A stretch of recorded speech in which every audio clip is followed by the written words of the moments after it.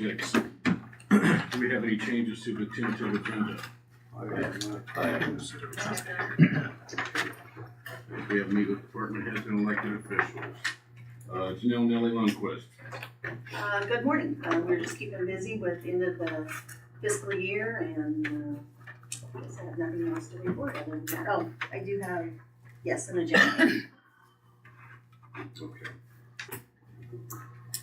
Brooke Marlin, Veterans Affairs. Good morning.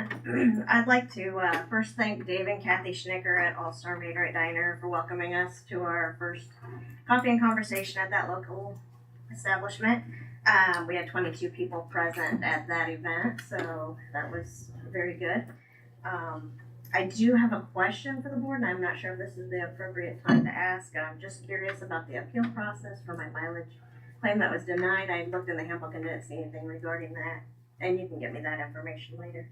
But other than that, I have nothing else to report. Okay.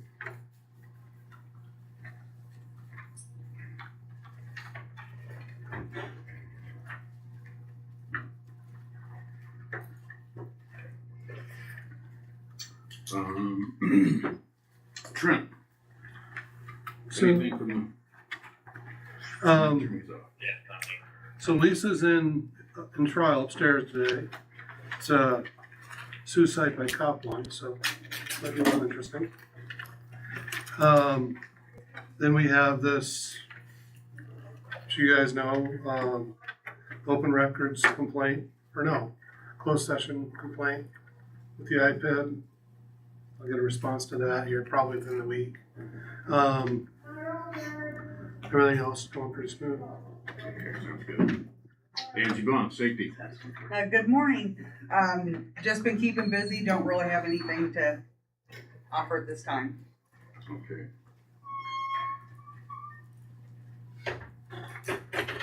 Matt, you got anything? I'm here for an agenda item today, homesteads and military exemptions. Okay. Where's Hot Rod? Is there any police there in there? Okay, well, let me get to Jared before I forget him again.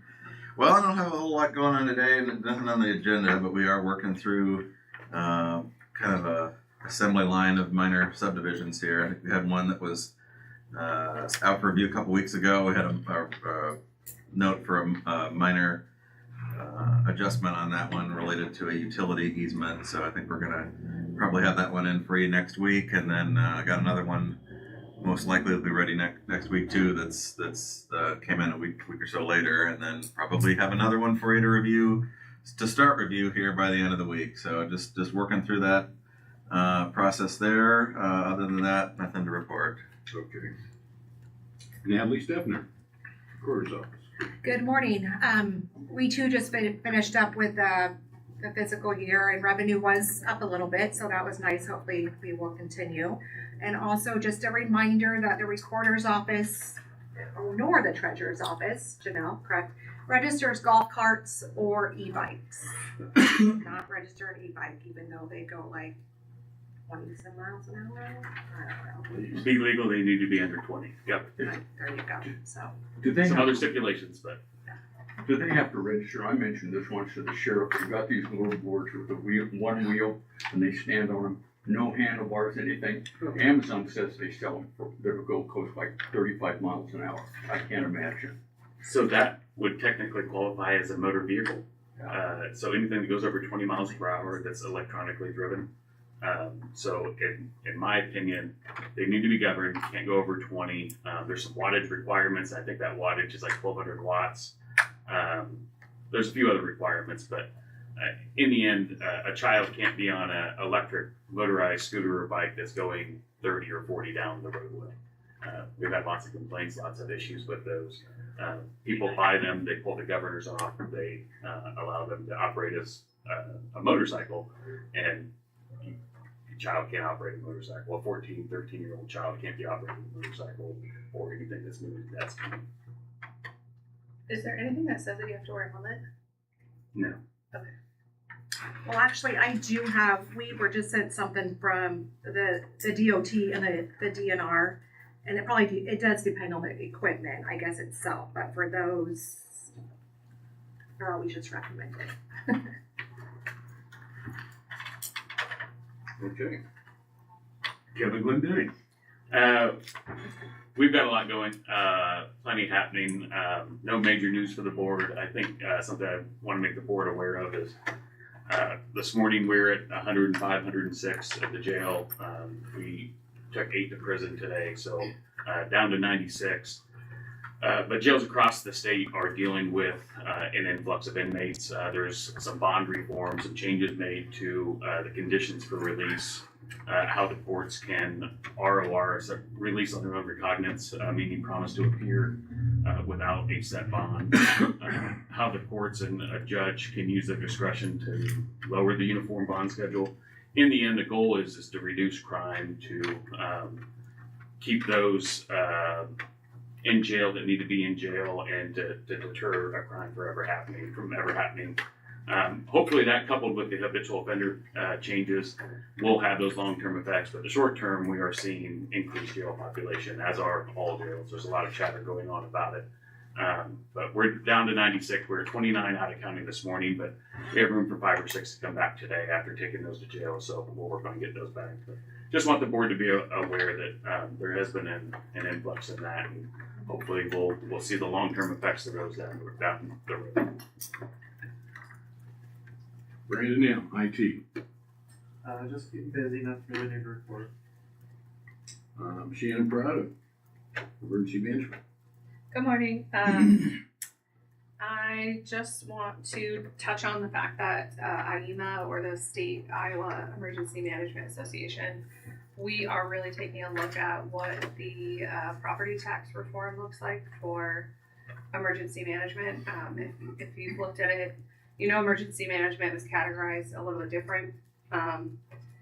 And so we're capped a little bit different. And so we're just trying to navigate what that looks like, and how we can come up with better suggestions on how to cap us, but also not restrict our capabilities.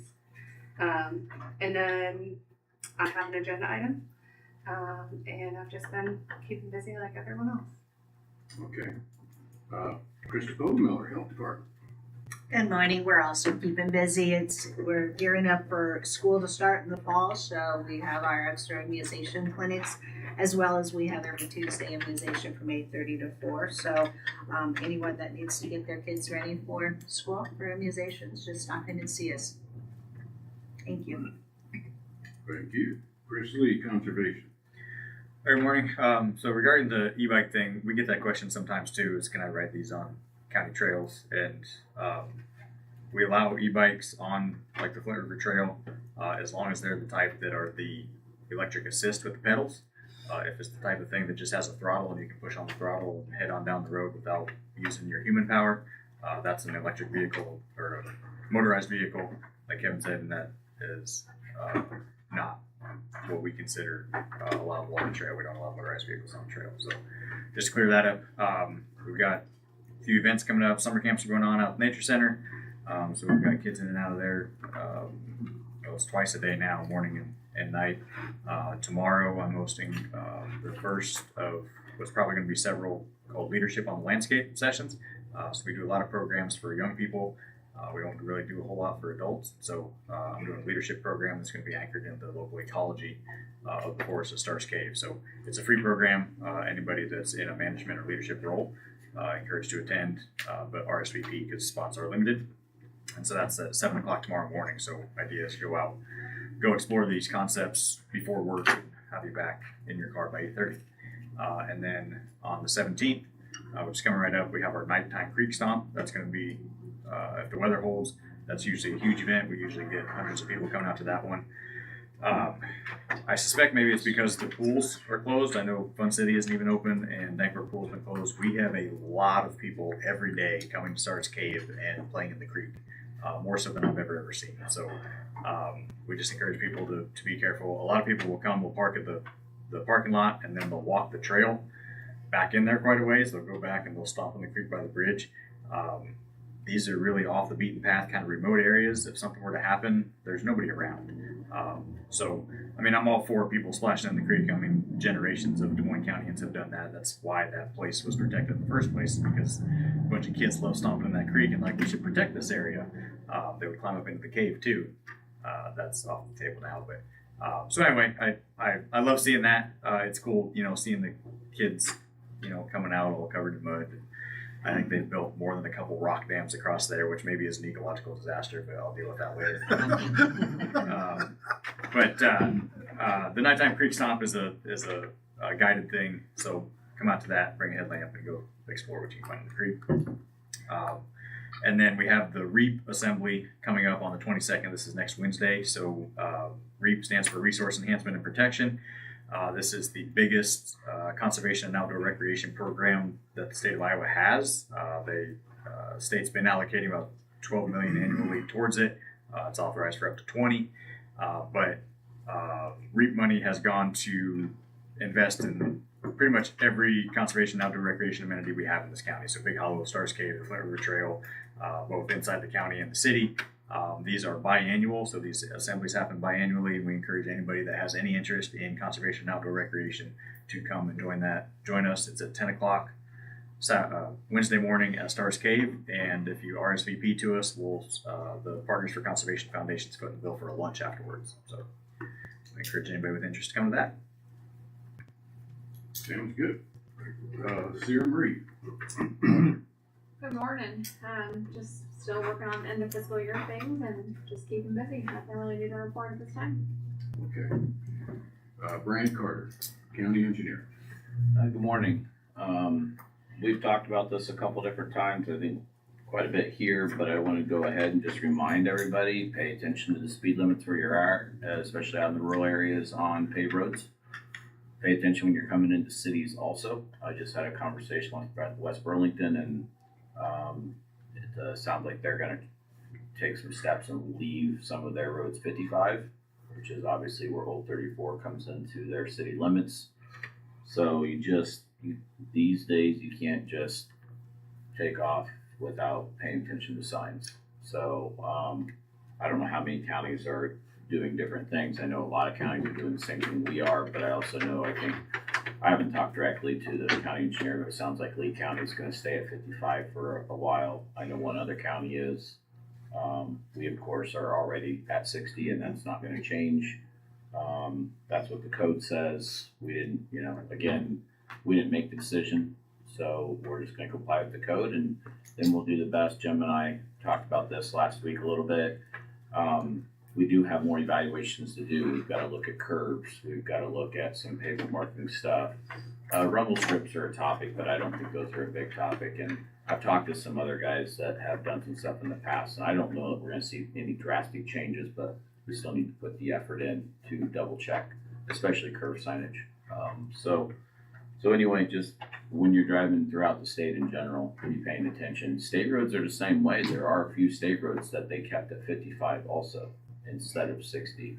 And it seems to be a point of confusion for some people. So with the new code change, if you're on we're going to say rural 2-lane paved road, not a state road for now, but for that, if there's no signs, it's 60 mile per hour. The only way you're going to see 60 mile per hour signs is if you have left a speed zone and are now entering a 60 mile per hour area. No different than you would have seen a 55 mile per hour sign. However, if there are 55 mile per hour signs, assuming the entity has passed the proper protocols, for instance, for counties, that would be a resolution by the Board of Supervisors, they are allowed to lower the speed limit. I mean, if you think about it, that happens everywhere. There's 40s, there's 35s, there's all different speed zones in the county. Those are all approved by a resolution by the Board of Supervisors. So to make that legal and binding. So just want to mention it because it continues, I think, to be a point of confusion. Probably an overall law and process that was poorly done, but here we are. So anyway, Pleasant Grove Road is proceeding. They have gotten their initial layer of rock in on the 1 lane, the full length of the 1 lane they removed the existing concrete on. So, they are moving over and starting to remove the other side of existing concrete. So that's proceeding, perhaps a little bit slower than we prefer, but sometimes that's the way it goes in construction. So that is ongoing. Iowa City Road, of course, is still open at that intersection. And then the theme of the last couple weeks has been concrete blow-ups on our old concrete roads. We added one all the way across Pleasant Grove Road on Sunday afternoon. We added a small one on Beaverdale yesterday afternoon. I'm a little concerned because the temperatures only get hotter as this week proceeds, so my guess is that won't be the end of it. So the other side of paying attention is that clearly those happen. Well, I mean, they happen somewhere between 2 o'clock and 6 o'clock, 2:30 and 6 o'clock is almost automatic if it's gonna happen. So if you live along or drive along one of those paved roads, you can't just space off and drive because you could come across that. If it had just happened, you might not wanna hit that with your vehicle before anybody got out there to clean it up and make it a little more passable or anything. Like on Sunday, for instance, one lane was worse than the other lane. So we cleaned up one lane, we closed the other lane, and then used whatever traffic control we had left because we're getting a little thin at the moment for spread out for these things. We're hoping next week to start doing some patching and start getting some of our signs back. But anyway, we were able to get one lane passable, and we put up some signage to get people slowed down as best as possible. So I don't know, it's the nature of it right now. I'd like to see it slow down, but that's the way it is. So anyway, I'm gonna guess we'll be doing some concrete patching with our own crew and possibly some contractors too over the next couple weeks. If we go out when it's 90 some degrees and try to start saw cutting some of these spots, there's so much stress in that road, it'll actually pinch the blade and you'll either ruin the blade or you'll be stuck with the saw sitting there. So we try to wait till a cooler week, to be honest with you, to try to have a little less stress in the concrete as we do it. There'll still be some, but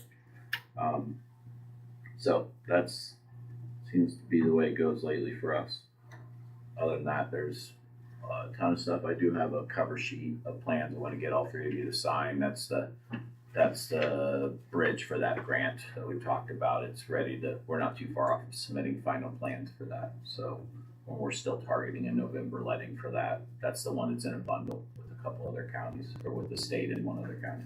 So yeah, plenty of stuff going on behind the scenes. Sounds good. This brings us to discussion and vote. First, we have a purchase of protective casings for Essex controller at the Yarmouth Siren. Shannon? So, when they went to go install the new controller at the Yarmouth Siren, they discovered that there's no protective, like weather-tight protective casing for that. And so in order to safely install this, they were recommending a protective casing, and that's all this is. You guys remember we agreed to put in a new siren controller after the problems we've had with sirens, so the Yarmouth siren belongs to the county. So we went ahead and approved that. As it turns out that it hadn't been in case for some time, I assume. We don't know. But anyway, so whatever. Yeah, I'll motion to approve. Second that. Moved in second, and that total was $758.17. Sarah Marie? Tom Brooker, Yes. Jim Carrey, Yes. Shane Campbell. Yep.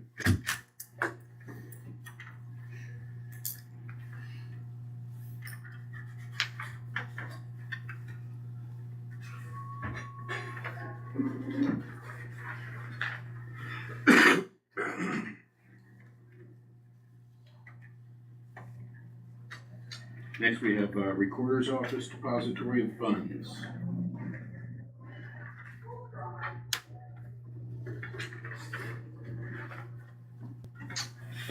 Board of Supervisors. Gentlemen, I hereby designate Mediapolis Savings Bank as the official depository for the funds of the Office of the Des Moines County Recorder of Deeds, Registrar of Vital Statistics.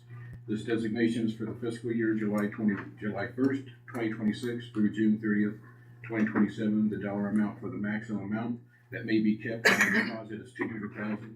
This is being submitted for your approval in accordance with Chapter 12C-2 of the Iowa Code. Respectfully, Natalie Stepner. Move to approve. Second. Moved in second. Sarah Marie. Jim Carrey? Yes. Tom Broker? Yes. Shane McCampbell?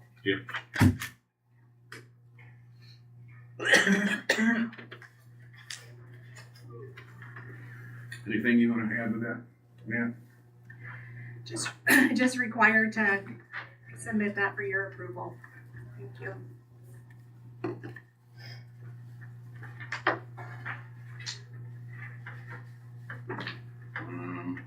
Next, we have 5C, department letters of cash on hand. Do you want me to read through all of these, or? GIS has $25 cash on hand.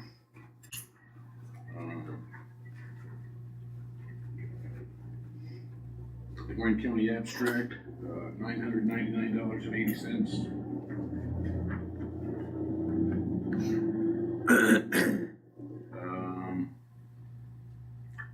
The Chief Deputy Assessor, $15 cash on hand. $60 cash on hand for the auditor.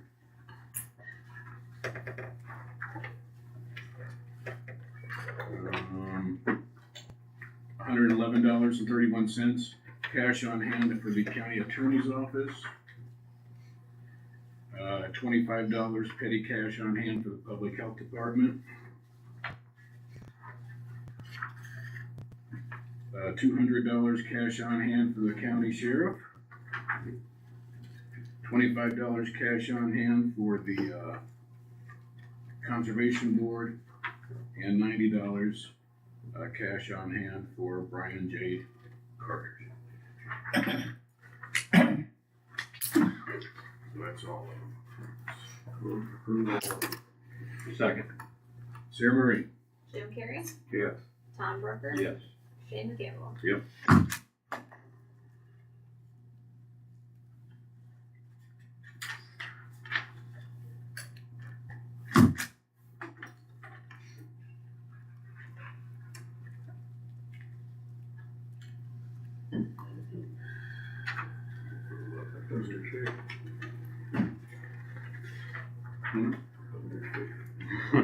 Couldn't get the hand around.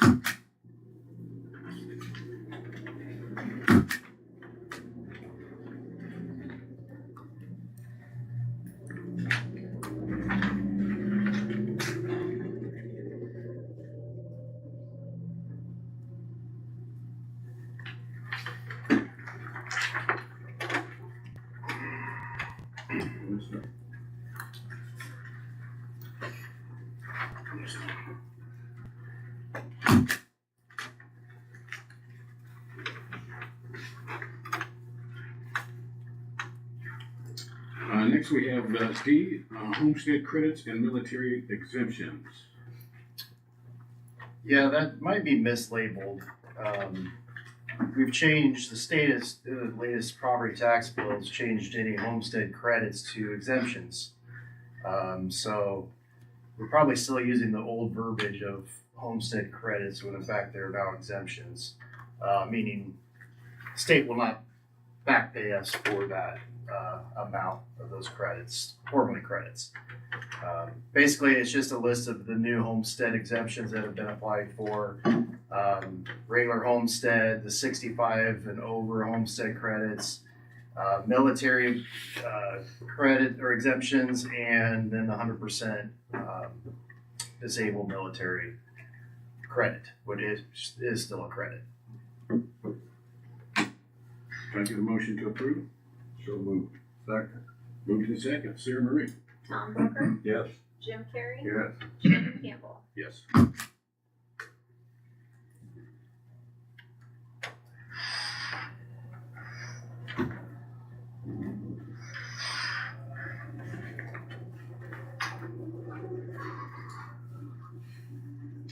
Next, we have E, FY 2027 list of depositories.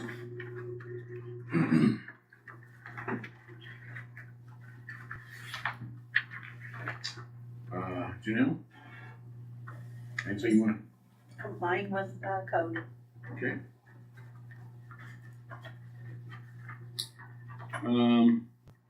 24 million, Farmers and Merchants Bank, 8 million, Mid-First Bank and Trust, 6 million, Danville State Bank, 10 million, Mediapolis Savings Bank, 16 million, Iowa Public Agency Investment Trust, 8 million, First Interstate Bank, and 8 million, First Farmers Savings Bank. That's it. Move to approve. Second. Moved in second, Sarah Marie. Jim Carrey, Yes. Tom Brooker, Yes. Shannon Campbell. Yes.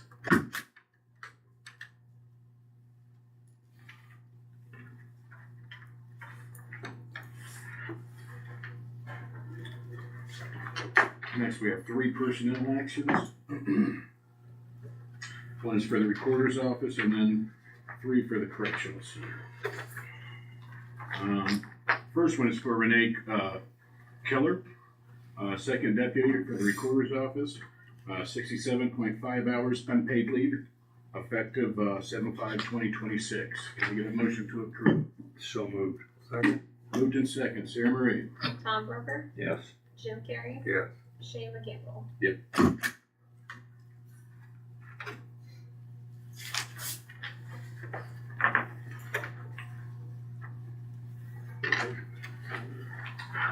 And then we have 3 for the correctional center. First one is for Stacy Hammond. She's a part-time correctional officer. She's a new hire at $19.14 per hour, effective July 16th. Then we have Christella Boyer. She's a full-time correctional officer. It's her anniversary, a 6-month step increase. She's going from $51,574.95 to $54,492.19. And then we have Allison Moody, NKA Stonesifer. Anyway, she's a part-time cook, bless her heart. It's her anniversary, a 12-month step increase.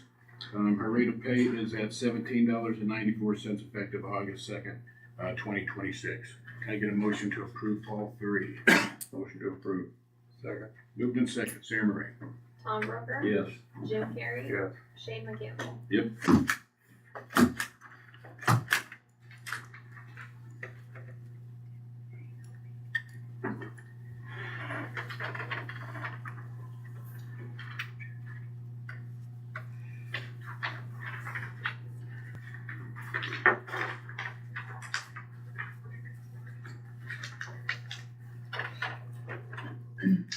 Then we have reports, recorder's monthly report of fees collected.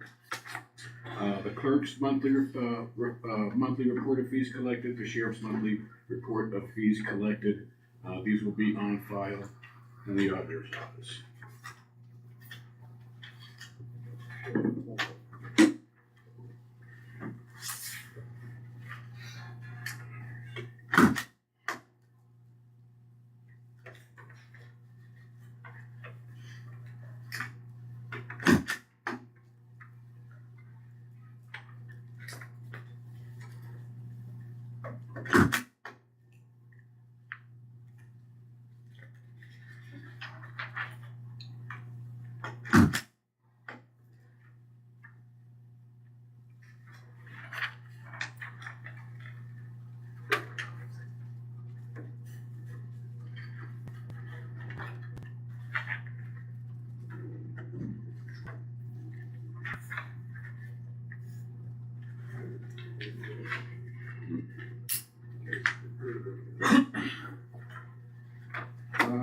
finally, we have the minutes for the regular meeting on July 7th, 2026. Motion to approve. Second. Moved in second, Sarah Maria. Tom Brooker, Yes. Jim Carrey, Yes. Shane Campbell. Yes.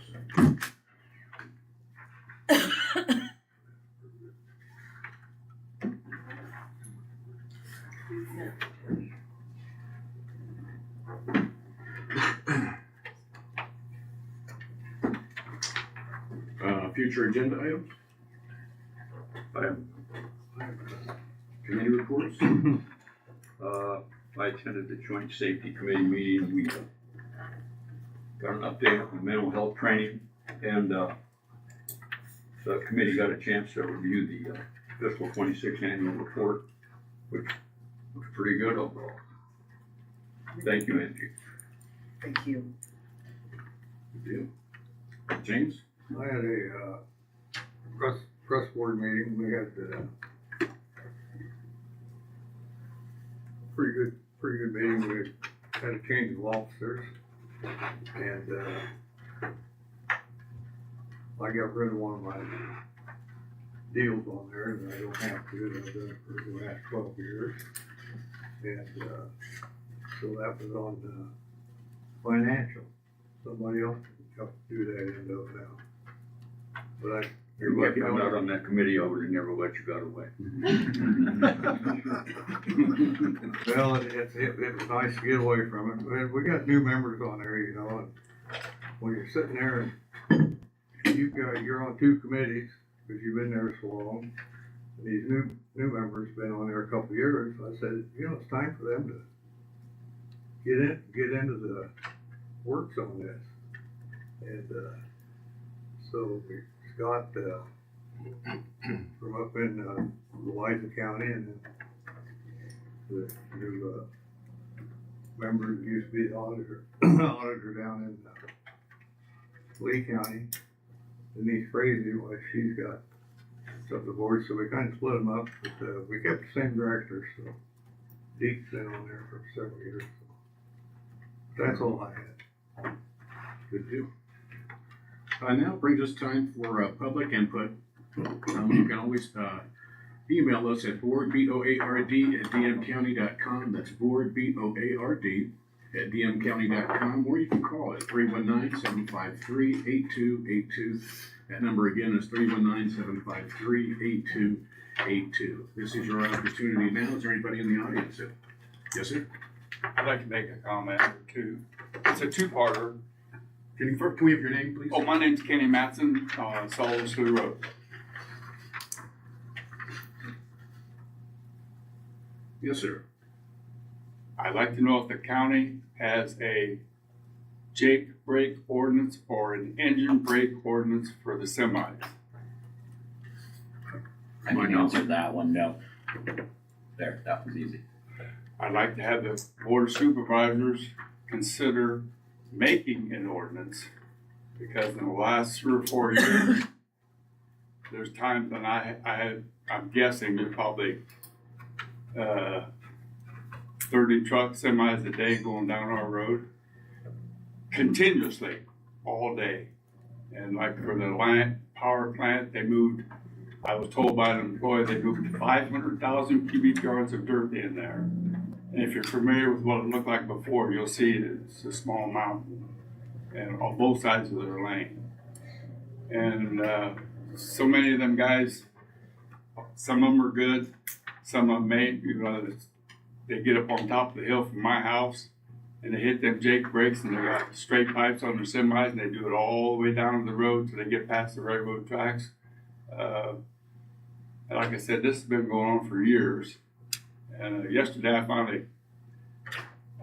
mentioned that I asked the sheriff's department, and they were going to check into it.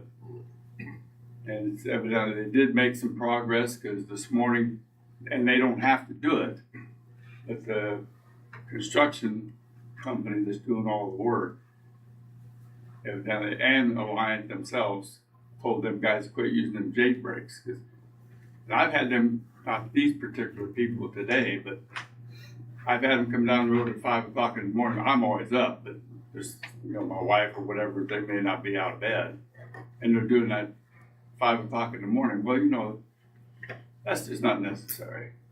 So we're probably talking at the height of the, what I'm complaining about.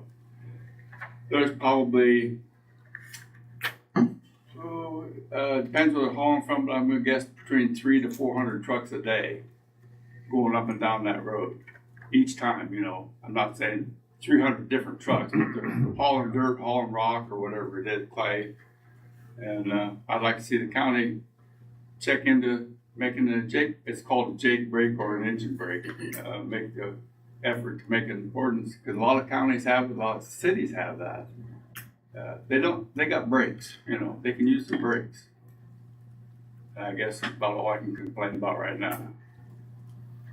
The city of Burlington and West Burlington, do you know that they have that? I think Burlington does, I thought. I've seen the signs in West Burlington. Middletown also has it. At least they're posted. I'm going off of memory. I can't say that I remember it in their ordinance, but it was posted.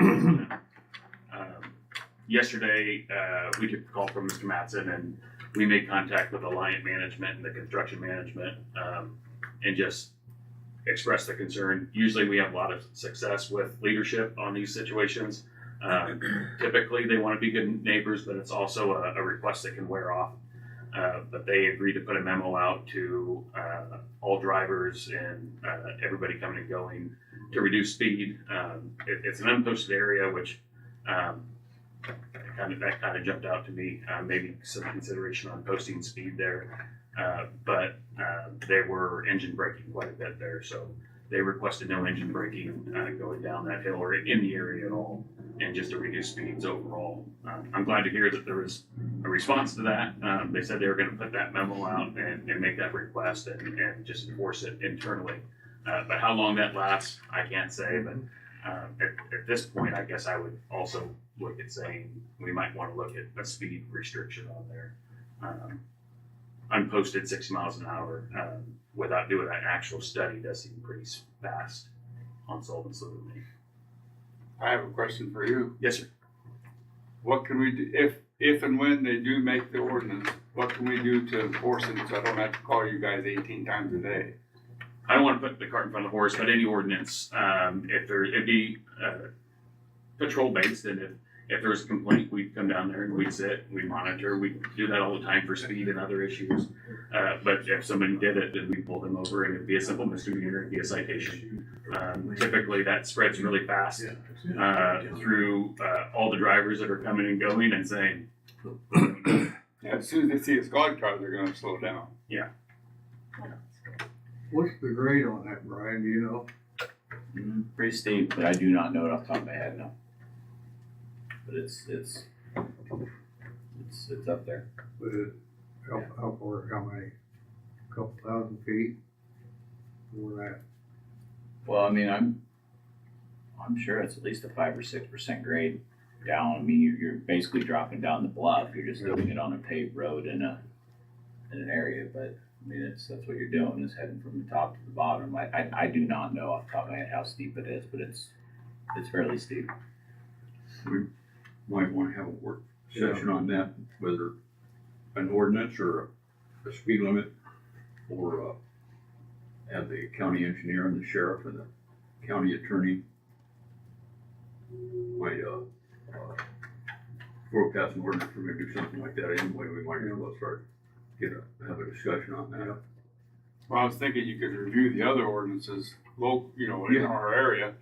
It shouldn't take a whole lot of effort, I wouldn't think. No, I don't think it'll touch our last ordinance, but yeah, I guess what I'm saying is we're not familiar. Somebody mentioned, maybe you could put a speed limit sign.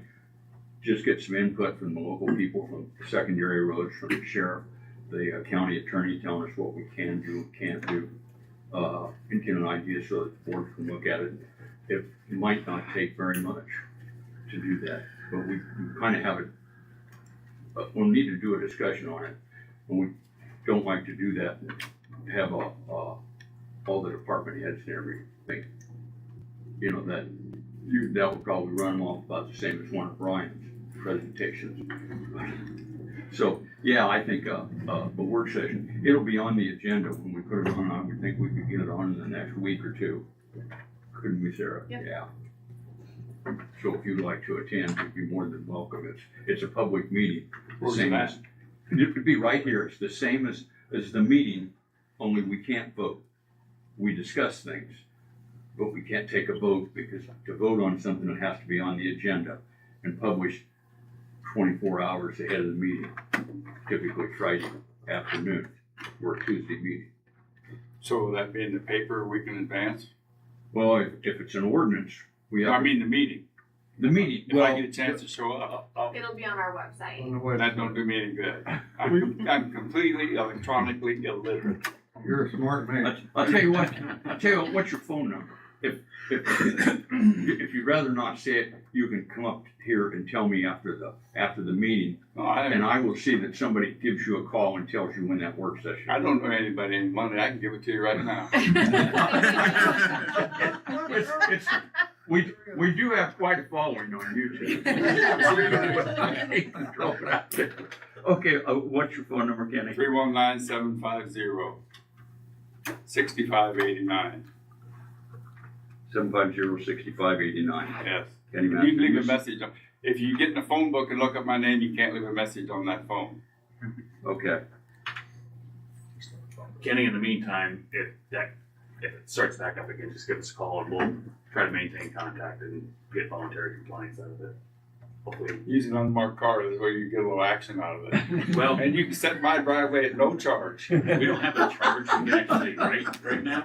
So we'll just maintain contact with their leadership and hopefully they typically want to be good neighbors and sound that way. So. I understand that. It's just a few of the people, like in this instance, a lot of guys use their Jake brakes and they got mufflers. Yeah. And some of them don't have any exhaust on there to speak of. And it's really loud. I would agree with Kevin too, that, I mean, whether you're talking speed limit or Jake brake ordinance or whatever, it's still an enforcement issue. And, so the ordinance or not doesn't stop somebody from doing it as soon as they don't see an officer present. The best way, which is credit to Kevin, is to reach out to a company like that and talk to them. We've had good luck in the distant past, for instance, with gypsum plant. Before Iowa City Road was paved, we had a lot of speeding, a lot of frustration from residents on that with trucks that would come in that way instead of using the paved access off of 61. And the gypsum plant was really good to work with. It didn't prevent the rare truck from going that way and driving faster than they wanted and stuff like that. And that would be the same situation no matter what we do here ordinance wise. But if you can get the higher ups to tell their folks, hey, this is it, this is the way it's going to be, the compliance with that will be tons better. Kevin's right, it wears off. You got to remake a phone call every so often. But eventually those people you're calling get really tired of getting that call. And it makes, that will make a bigger long-term difference than anything else. So it's a good start as it is right now. Thank you, guys. Thank you. We appreciate it. There was a guy here a couple of years ago that was unhappy with his neighbors in the way they were handling firearms, and he came here and wanted to know if he could shoot back at them. I don't know whether it's a sheriff, but somebody was here from his office that settled that argument quickly. I've had some entertaining conversations with Kay over the years. And some of those firearms. That guy was dead serious too. Anybody else from the audience? Little clarification on the e-bikes, just because I wanted to look at it and the downtime there. It is 750 watts, 20 miles per hour. You have to do 20 miles per hour. And then the scooters fall under that same requirement. 20 miles per hour, 750 watts. And then there's a class 3 e-bike that they can go faster. You have to be a licensed, 16 years old and licensed to operate those. That's up to 28 miles per hour. So those are allowed to go faster, but you do have to be a licensed driver and they have to have a speedometer, a couple other requirements on there. But otherwise, it's under 20, 750 watts. If you buy one of the 1200 watts or bigger, you're in violation, which is what a lot of them are. All right. Well, if there's nothing else, Thomas? We're adjourned. We're gonna take a quick commercial break. We'll be right back with, two work sessions.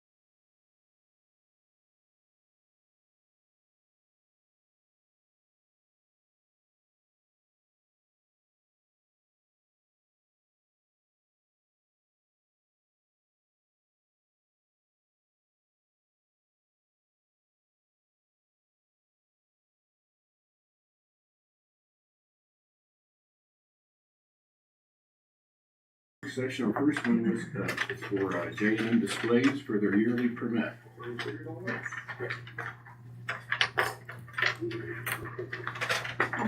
So take it away. So it's not for our yearly permit. What was addressed to us was Myers Tree Farm Wedding Barn. They asked if it was possible to get a yearly permit because they have weddings come to them the week of their wedding asking for fireworks. And we said, well, no, we can't get a permit that quick. So they want to know if there was a way to get a yearly permit. And then, like, we can still submit the paperwork and everything to you guys, but just have like a blanket permit for the wedding venues. And then that way, we'll still submit the paperwork, we'll still pay for the permit, but have it approved ahead of time if we can do that. That's a good question for Trent. I mean, that's up to you guys. You can do that if you wanted. My biggest hesitation, it's a policy thing for you guys, but I think part of what you look at is how dry it is that right? Right. And I mean, we take into account that too. We know the safety. The licensed shooters, I mean, they all, Right. they watch the red flag, they watch the burn bans.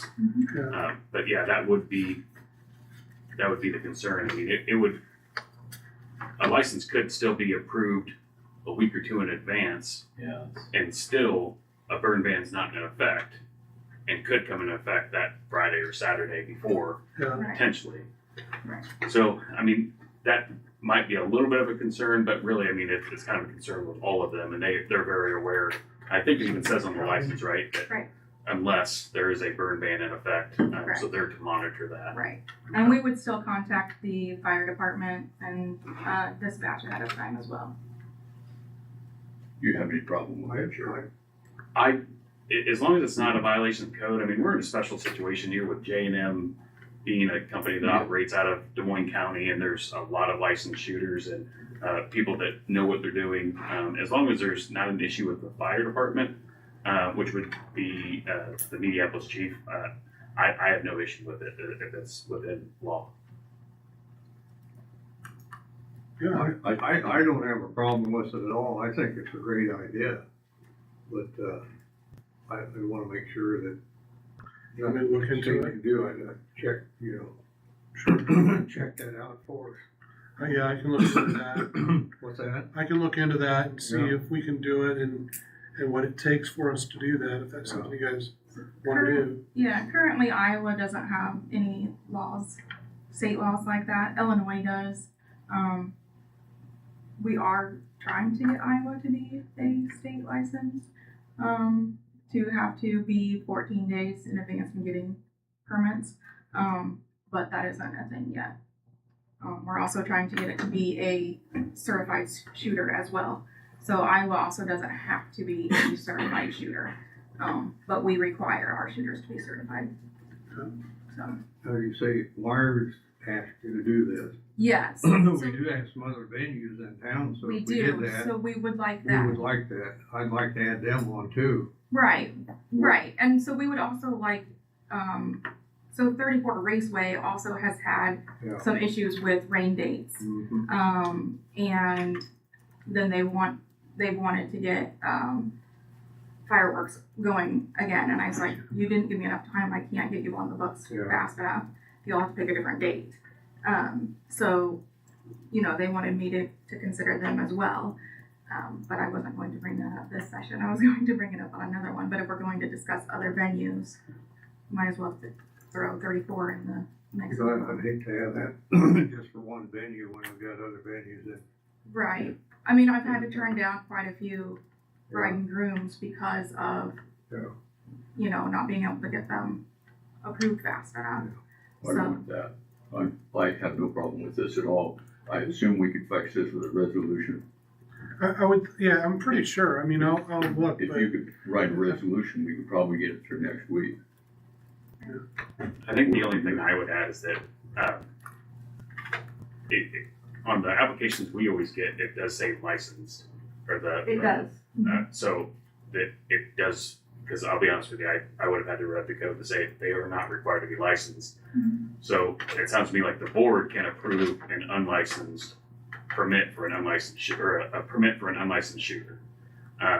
So to me, to have them licensed and certified, that would be probably Yeah, we, a preference in this situation specifically. right, Yep. yeah, we There are certify ours. special situations around 4th of July and whatnot that may come across, but for this, a kind of a blanket approval would be nice to have them licensed. Right. Well, put somebody responsible in it. You don't wanna give a blank check to somebody that isn't responsible, just cause issues somewhere, whether it be the fire side of it or whatever. I would agree with Kevin, the responsibility side of it should follow somebody that's professional.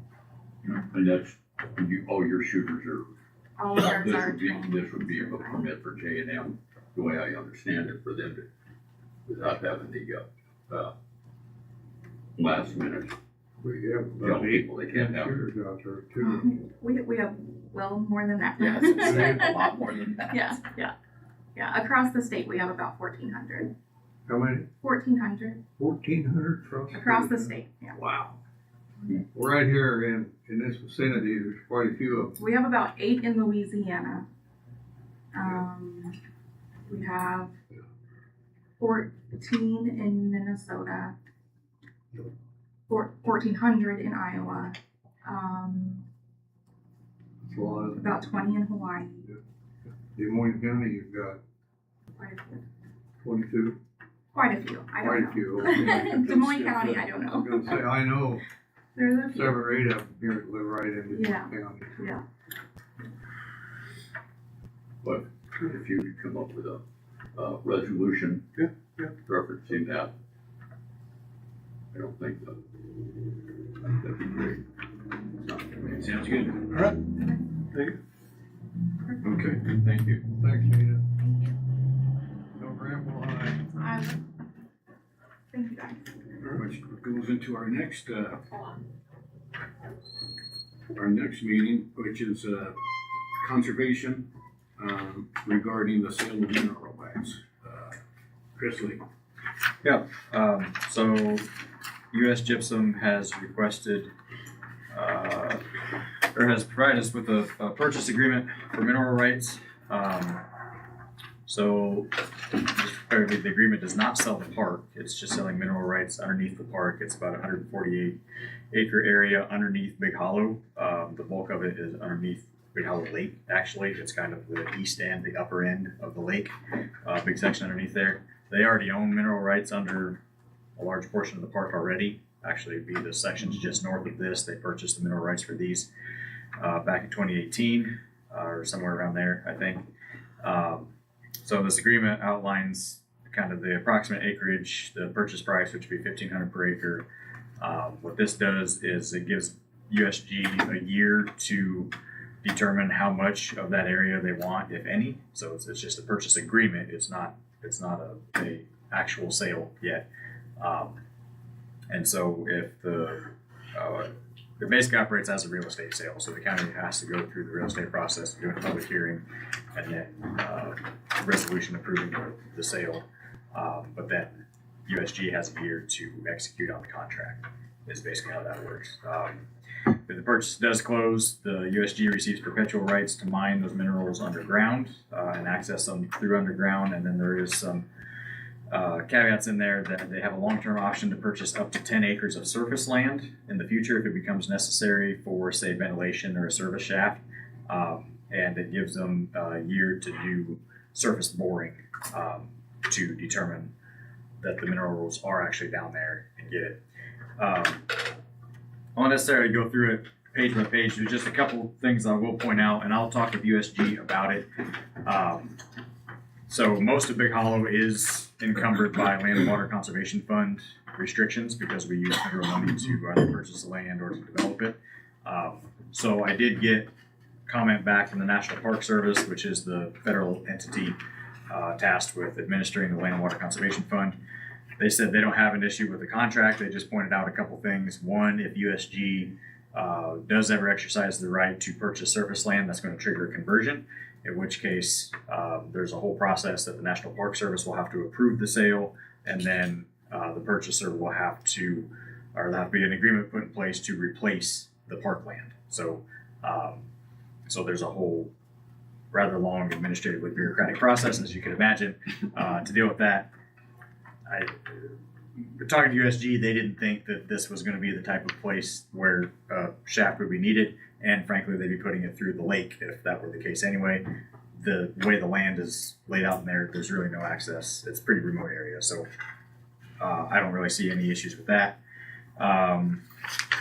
The other one would be, actually I don't think that's an issue because all their access is below it. And then just the only thing I noticed in the contract reading it through today is they had Jim Carey on there. I guess it doesn't necessarily matter which supervisor signs it, but I think this carries over from back when you were chair, actually. So I would probably change that to Shane, assuming we sign this year. And then they got a typo on Sarah's name. They put a Y after Sarah. But other than that, happy to answer any questions that you have. I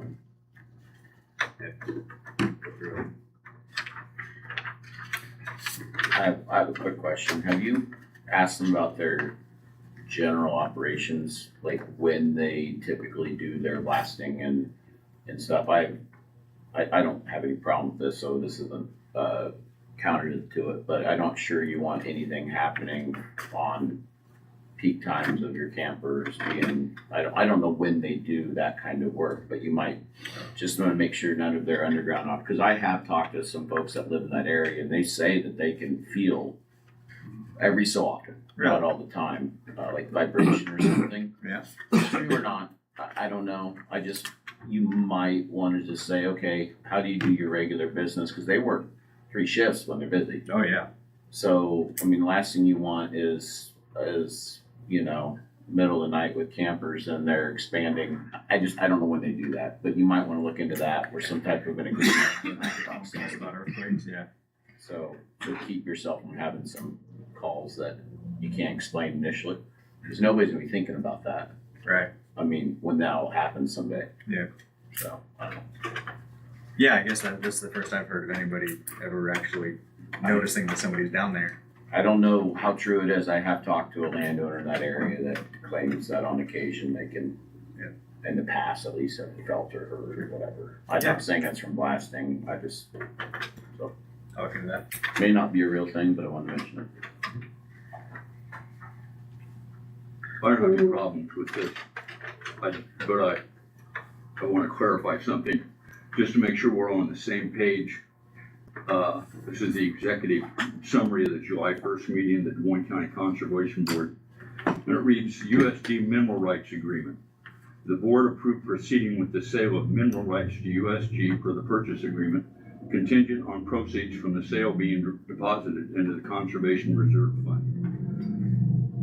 To be clear, Big Hollow Recreation Area is managed by the Conservation Department under the direction of the Des Moines County Conservation Board, but it's owned by Des Moines County. The board of supervisors clearly needs and values input from the Conservation Department, and we welcome that.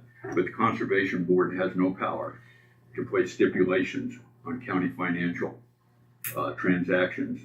The Des Moines County Board of Supervisors for a number of years, many years, I'm going to guess at least a decade, has permitted conservation to retain Big Hollow revenues for Conservation Department use. And I, for one, would vote yes for that, again, directing that revenue to conservation. But it's important for everyone to understand, and you might want to explain to your board, that that revenue is and always will be included in the county's general basic fund. And that any board of supervisors at any time can redirect that revenue as they see fit. I think you probably know that. Sure. Anyway, so you might, and so I'm not trying to rain on them, but they put that stipulation in there, and that doesn't have anything to do with their powers. They can't do that. I'll need to look into it. I'm pretty sure there's an Attorney General opinion via ISAC from a while ago that property under the control and ownership of, or control of county operated by County Conservation Board, that supervisors can't just unilaterally sell that out from underneath the county conservation board. That has to be via approval of the county conservation board. I don't think we're talking about selling, it's the mineral rights.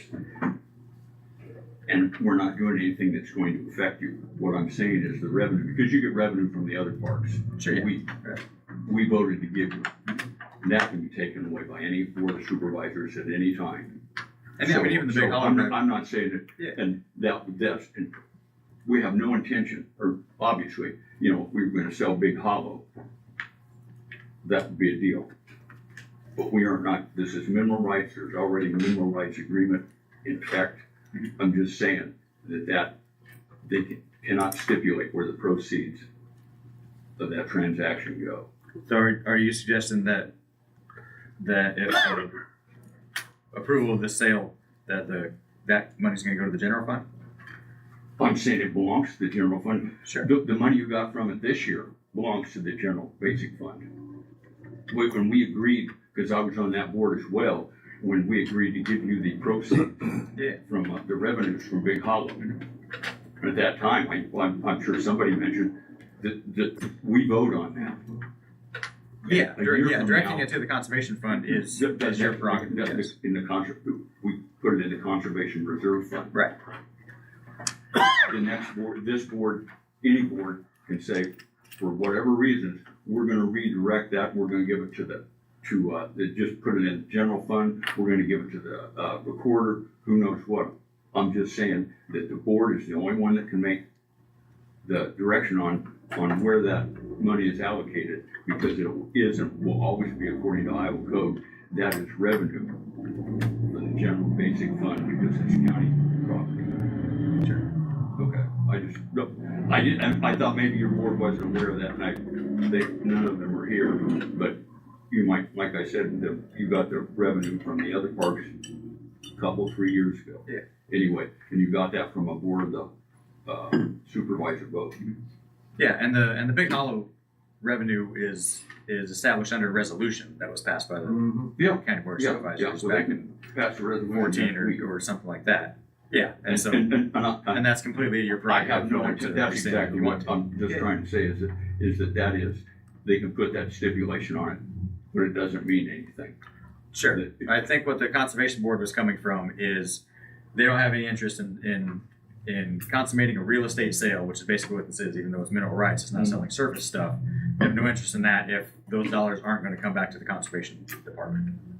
Well, interest. Go ahead, Brad. Well, I'm just to dork out, but a sale of mineral rights is a sale of real property. It's just a different portion of the bundle. It's just, in this case, a subterranean portion, so to speak. But so we do have to follow the regular requirements for the sale of real estate, of land. And then the portion that gives them a future interest to buy an undisclosed portion. I mean, all of this needs to go. Be inside of the bounded area. Yeah, but the problem is we can't violate the requirements or usurp that requirement by saying, okay, we're going to sell this interest in land, and oh, by the way, it has an undefined possible future interest. You see what I'm saying? Yeah, well, it'd be a standing purchase agreement, basically, is what that ends up being. But you don't know where that. And that's subject to county approval. With I think the only language in there is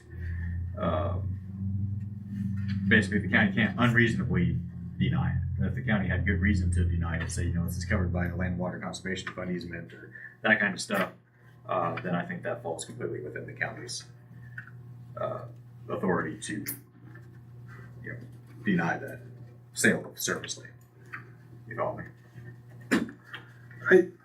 I get what you're saying as far as the contract and the way it's doing it, but it's us literally selling a future interest, and maybe we can't. Let me look. There's got to be ways to do this, but we definitely want to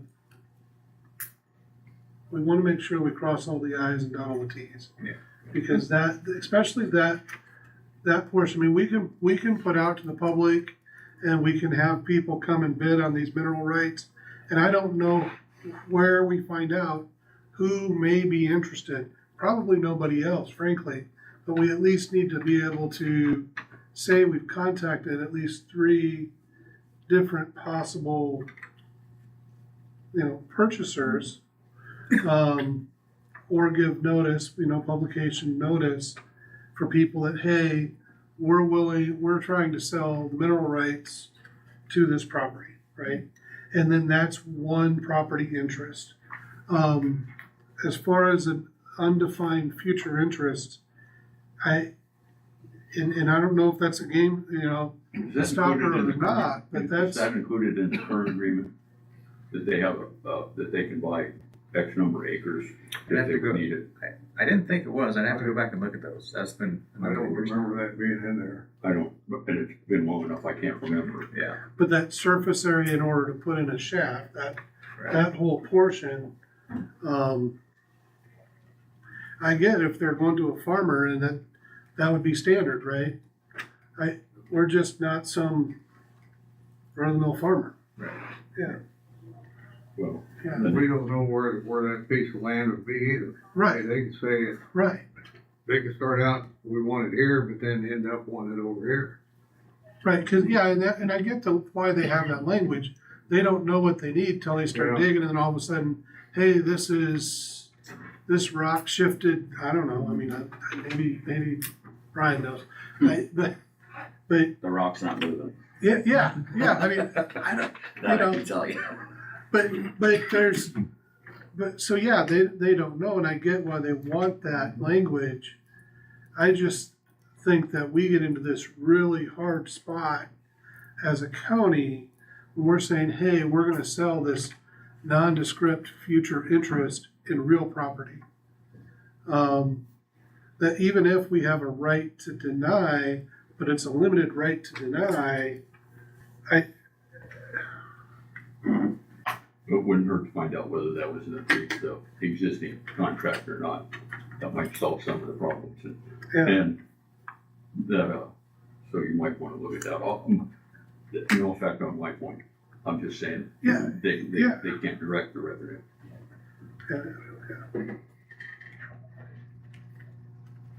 Good. Are they, gonna take us back down there? I bet if we ask nice. Huh? I bet if we ask nice, we probably could work that out. Or are you gonna look at that print and see if that's a problem? I will. I'll look to see, I'll look into the case laws. I don't.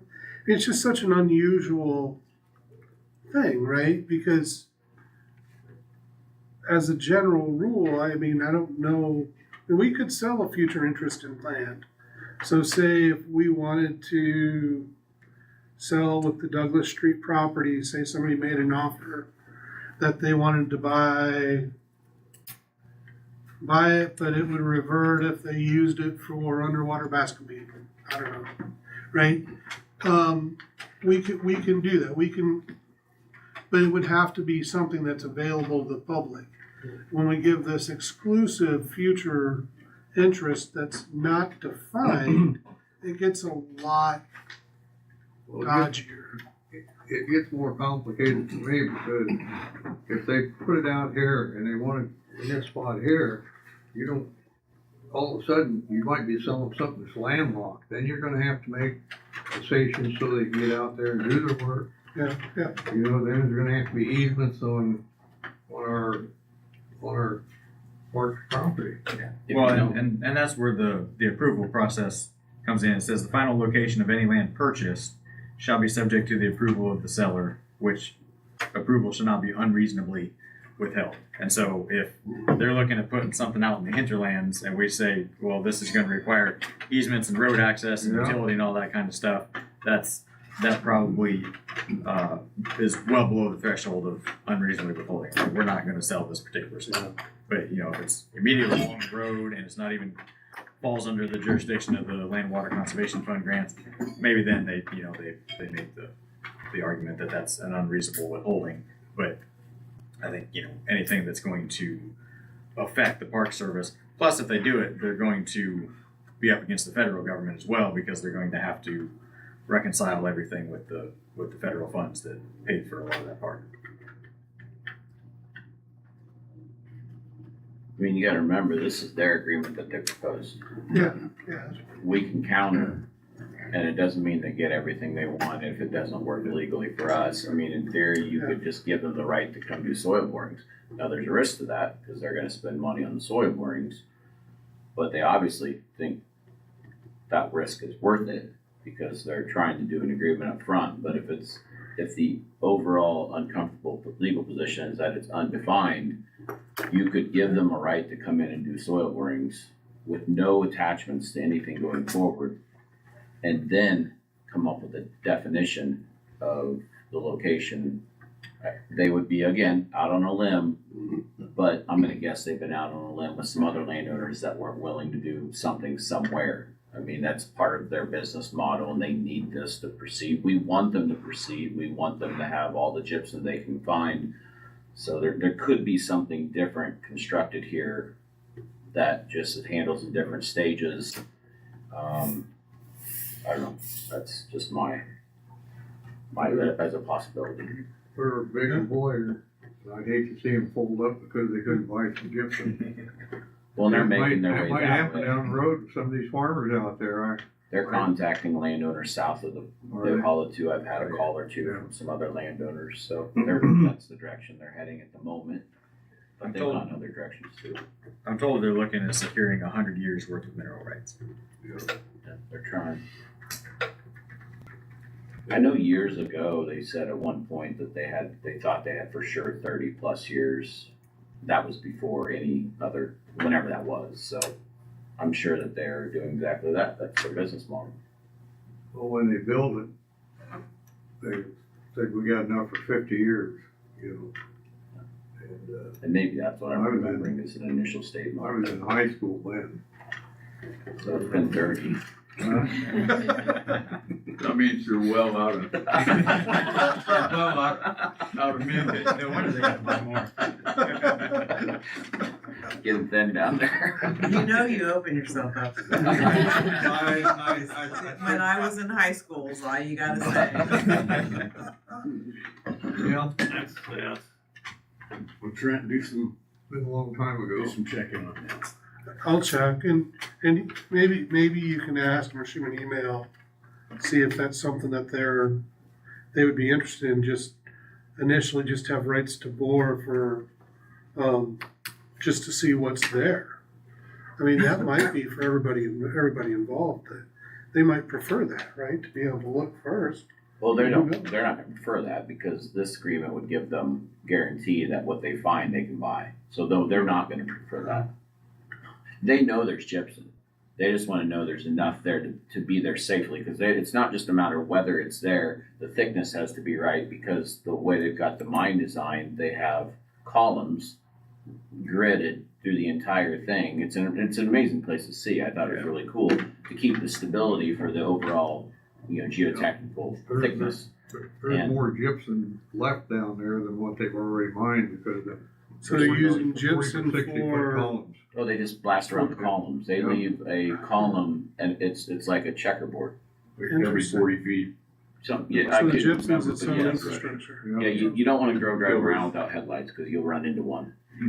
So I guess what I'm saying is that's, they have things they're looking for. I'm sure number one's quality, and secondly, the thickness. If one of those is out and they can avoid it, they don't want to go buy it. But they also work around that, because I know people that work there, and they get into areas where the quality's lesser, and they are constantly doing testing, material testing like anybody else. And it's not just pull it out and make drywall. It's a lot more intricate than that. I've been down there 3 times in my life. Yeah. First time, probably could only go from here over to maybe the bank. They had this big conveyor belt they'd dump it on and bring it up to the shaft. Yeah. Second time we went down there, we went way back someplace. This last time when we went down, we flew over by that other air shaft they had, you know. That was a long way over there. Miles. Miles. Yeah. There's no darkness like that down there. No, there isn't. I mean, you know, it's gonna be black, I but didn't work down there. it's crazy. It's hold your hand up and you don't know it's there. You know, if they only let one of us go down, we'll send Shane down. I'd change a tire down there, man. It's a little city down there. It is. They got a graveyard down there with all them diesels they used to use down there. Well, we're good.